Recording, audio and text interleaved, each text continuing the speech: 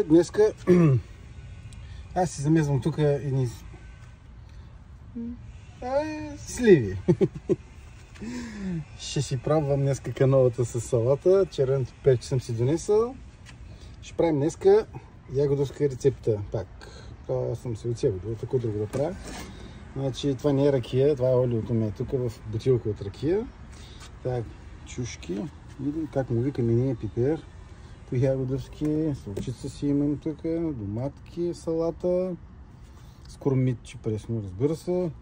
И ще има и пържени яйца. Това ще ни бъде вечерата. Пържени чушки с салатка и яйчица. Да, нашите домати още не са тръгнали. Много сме назад с доматици. Ама ще ви ги покажа, се похваля аз. Ето, почти са направени вече, но малините са жестоки. Ягодовец без малини. Може ли да ги играете? Ето, готови са. Трябва някой да ги обере само. Айде, да ви е приятно и сладко. От за вас, Запрен Димитров от Лавал. Айде, чао!